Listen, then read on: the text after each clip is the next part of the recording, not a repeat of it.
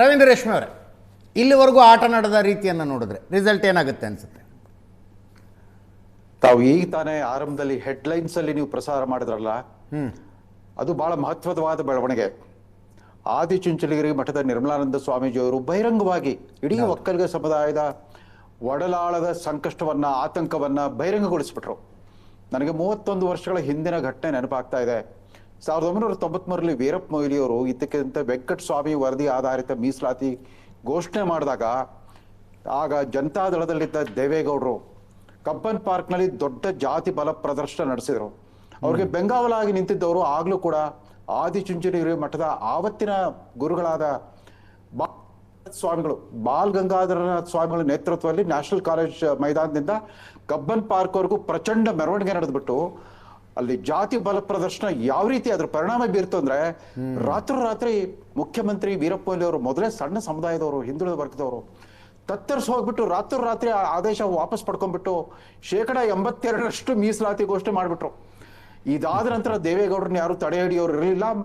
ಮರು ವರ್ಷ ನಡೆದ ಅಸೆಂಬ್ಲಿ ಚುನಾವಣೆಯಲ್ಲಿ ಹೆಚ್ಚು ಕಡಿಮೆ ದೇವೇಗೌಡರ ನೇತೃತ್ವದಲ್ಲೇ ಜನತಾದಳ ಅಧಿಕಾರಕ್ಕೆ ಬಂದಿತ್ತು, ಬಹುಮತವನ್ನು ಪಡೆದಿತ್ತು.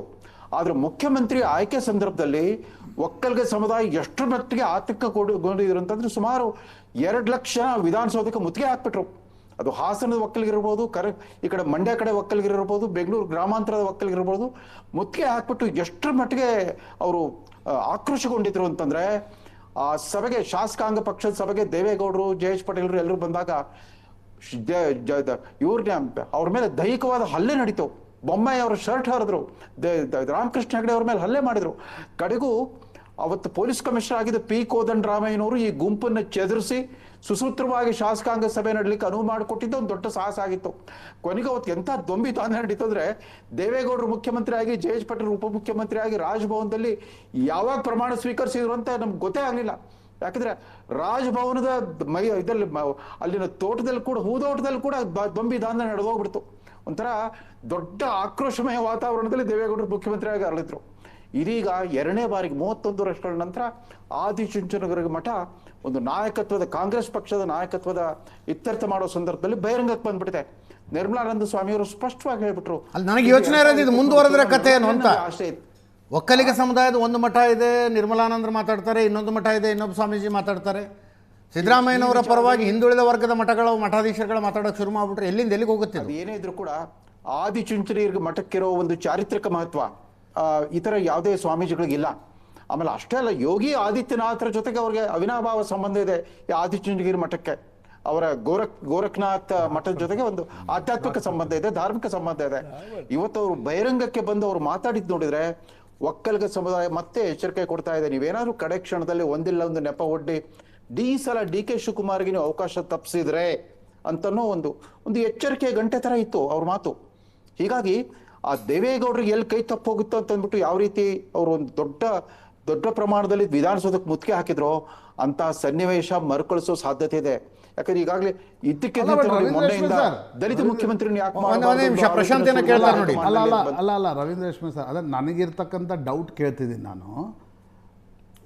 94ರಲ್ಲಿ ದೇವೇಗೌಡರು ಮುಖ್ಯಮಂತ್ರಿ ಆಗಬೇಕಾಗಿರ್ತಕ್ಕಂಥ ಪರಿಸ್ಥಿತಿಯಲ್ಲಿ ವಿಧಾನಸೌಧ ಸುತ್ತಮುತ್ತಲು ಏನು ನಡೀತು, ಒಕ್ಕಲಿಗರ ಭಾಗದಲ್ಲಿ ಏನು ನಡೀತು, ಜನತಾದಳ ಮತ್ತು BJP ಅಥವಾ ಯಡಿಯೂರಪ್ಪನವರ ಸಂದರ್ಭದಲ್ಲಿ ಲಿಂಗಾಯತ ಸ್ವಾಮೀಜಿಗಳಿಂದ ಏನು ನಡೀತು, ಜನತಾದಳ ಮತ್ತು BJP ಪ್ರಿಡಾಮಿನೆಂಟ್ಲಿ ಅವು ಒಂದು ರೀತಿ ಒಕ್ಕಲಿಗ ಮತ್ತು ಲಿಂಗಾಯತ, ಬರೀ ಮಠ ಅಂತಲ್ಲ, ಆ ಸಮುದಾಯದ ಕಾರಣದಿಂದ ಅಧಿಕಾರಕ್ಕೆ ತಲುಪಿರ್ತಕ್ಕಂಥ ಪಕ್ಷಗಳು.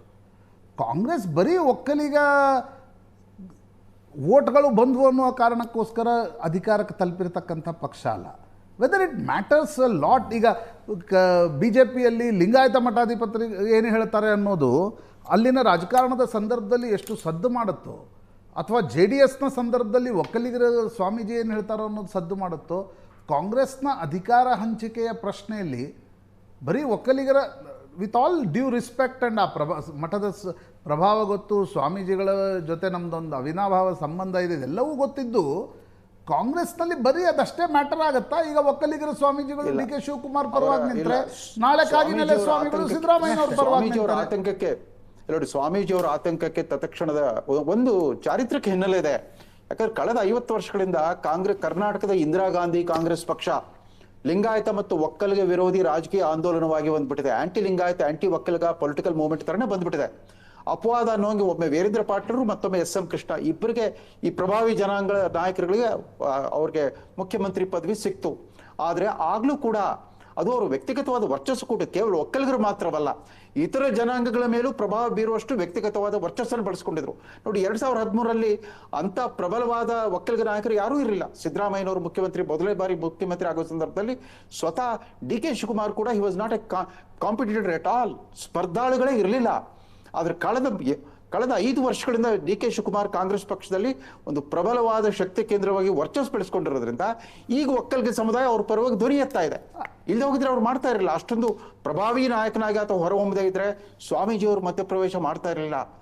ಆದರೆ ನೋಡಿ, ನೀವು ಮಹಾರಾಷ್ಟ್ರ ಯಾವುದೇ ಪಕ್ಷದ ಸರ್ಕಾರ ಇರಲಿ, ಮಹಾರಾಷ್ಟ್ರದಲ್ಲಿ ಮರಾಠರನ್ನ ಎದುರು ಹಾಕೊಳ್ಳೋದಾಗ್ಲಿ, ಗುಜರಾತ್ನಲ್ಲಿ ಪಟೇಲ್ ಪಾಟೀದಾರರನ್ನ ಎದುರು ಹಾಕೊಳ್ಳೋದಾಗ್ಲಿ, ಜಾಟ್ರನ್ನ ಹರಿಯಾಣದಲ್ಲಿ ಎದುರು ಹಾಕೊಳ್ಳೋದಾಗ್ಲಿ, ಗುರ್ಜರ್ರನ್ನ ರಾಜಸ್ಥಾನದಲ್ಲಿ ಎದುರು ಹಾಕೊಳ್ಳೋದಾಗ್ಲಿ, ಎಂಥ ಪರಿಣಾಮ ಬೀರಿದೆ ಅಲ್ಲಿ ಚುನಾವಣಾ ಫಲಿತಾಂಶಗಳ ಮೇಲೆ.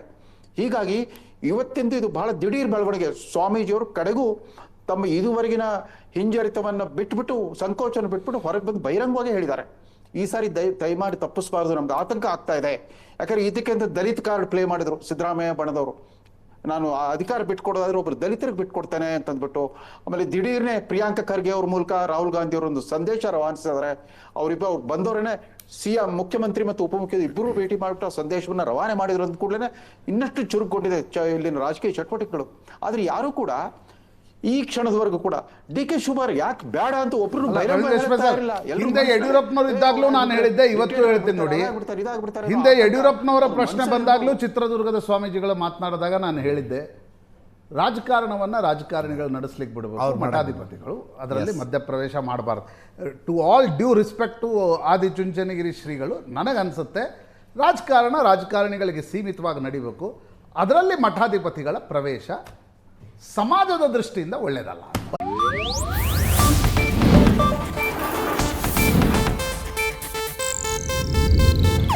ಇದು ಏಷ್ಯಾನೆಟ್ ನ್ಯೂಸ್ ನೆಟ್ವರ್ಕ್ ಪ್ರಸ್ತುತಿ.